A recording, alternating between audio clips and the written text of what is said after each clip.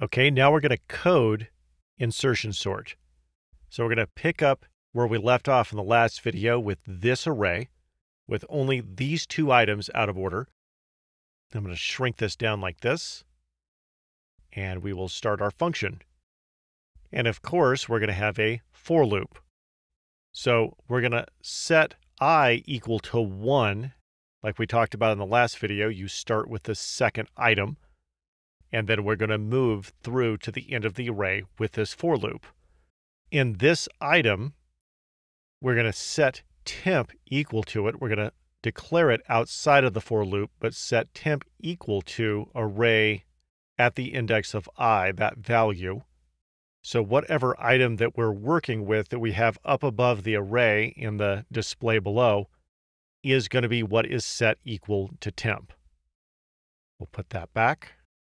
And then we're going to have our second for loop. This is the one that we're going to compare everything before that item with. And I want you to notice that I use var instead of let. If we use let to declare the variable, we can only use the variable inside the for loop. We are going to need to use this outside of the for loop. So I'm going to use var. And this is I, the item I just popped up there.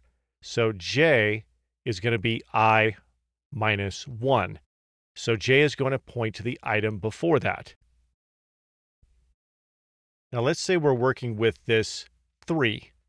Since it's the only one that's out of order, we know how this is going to go until we get to 1 where we need to actually move it. So we'll start with this one for our example. This is going to be j here.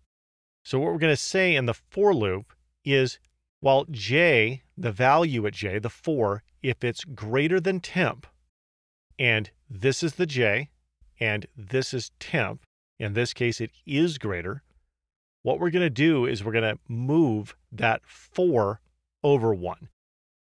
So we're going to set the next index equal to what was stored at j.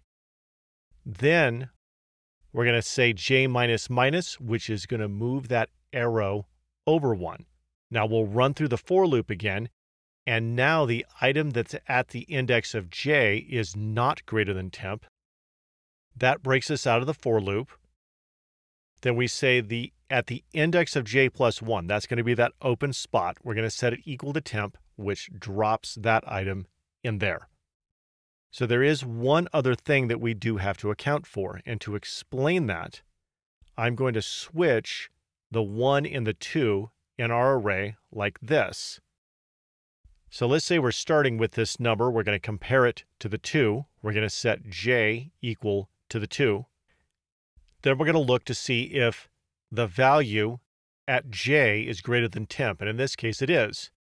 So we're going to move that 2 over like this, and then we're going to run through the loop again, and when we do, we're going to get this j minus minus, which is going to move j over to the index of -1. And obviously this is as far as we want to go with this loop, so we have to add something to this for loop, and that is this. We have to say also j has to be greater than -1. If we ever get to the point where j is equal to -1, we stop running the loop. And that brings us down to this line, which says at the index of j plus 1, and now j is -1, so j plus 1 is the index of 0, set that equal to temp, and now that puts that in the correct spot. The only thing left to do now is to return this sorted array.